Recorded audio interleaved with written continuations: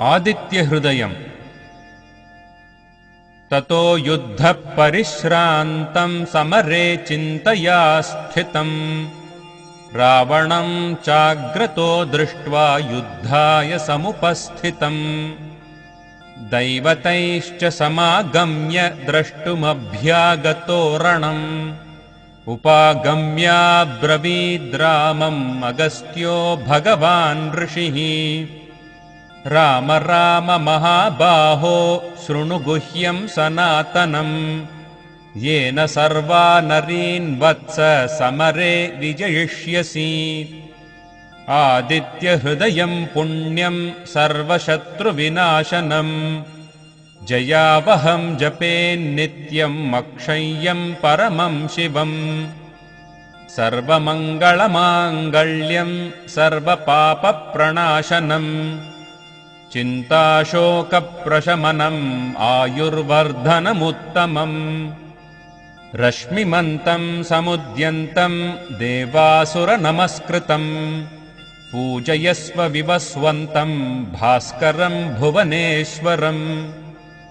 सर्वदेवात्मको ह्येषः तेजस्वी रश्मिभावनः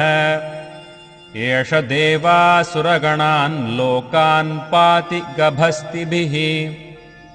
एष ब्रह्मा च विष्णुश्च शिवस्कन्दः प्रजापतिः महेन्द्रो धनदः कालो यमः सोमो ह्यः पाम्पतिः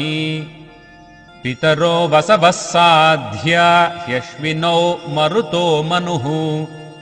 वायुर्वह्निः प्रजाप्राणा ऋतुकर्ता प्रभाकरः आदित्यः सविता सूर्यः खगः पूषा गभस्तिमान् सुवर्णसदृशो भानुः हिरण्यरेता दिवाकरः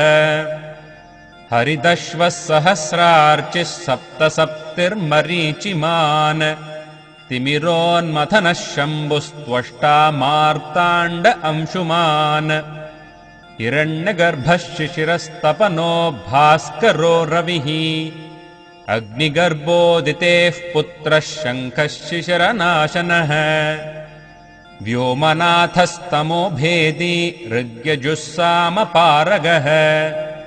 घनवृष्टिरपां मित्रो विन्ध्यवीथी प्लवङ्गमः आतपी मण्डली मृत्युः पिङ्गळः सर्वतापनः कविर्विश्वो महातेजाः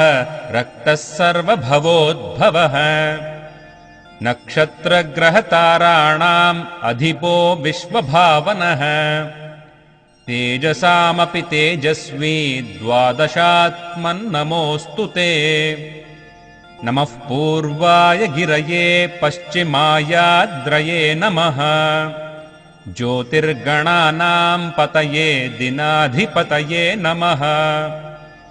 जयाय जयभद्राय हर्यश्वाय नमो नमः नमो नमः सहस्रांशो आदित्याय नमो नमः नम उग्राय वीराय सारंगाय नमो नमः नमः पद्मप्रबोधाय मार्ताण्डाय नमो नमः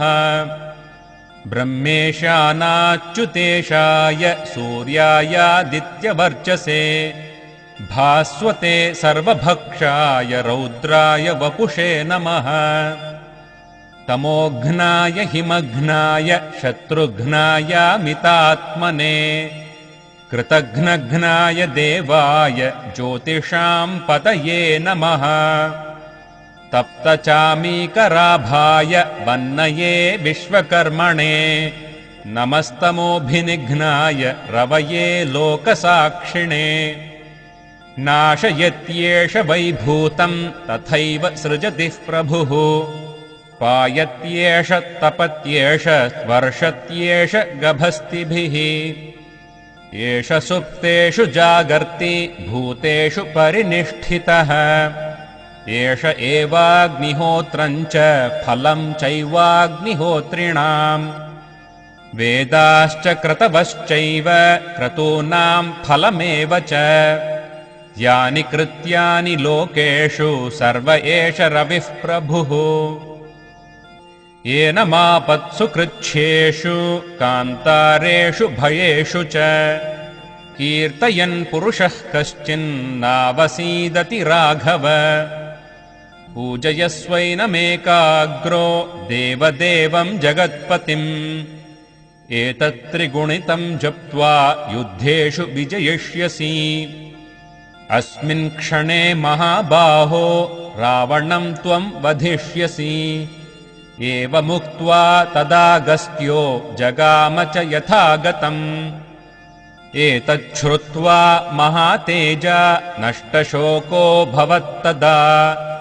धारयामास सुप्रीतो राघवः प्रयतात्मवान् आदित्यं प्रेक्ष्य जप्त्वा तु परं हर्षमवाप्तवान् त्रिराचम्य शुचिर्भूत्वा धनुरादाय वीर्यवान् रावणं प्रेक्ष्य हृष्टात्मा युद्धाय समुपागमत् सर्वयत्नेन महता वधे तस्य धृतोऽभवत् अथ रविरवदन्निरीक्ष्य रामम् मुदितमनाः परमं प्रहृष्यमाणः निशिचरपतिसंक्षयं विदित्वा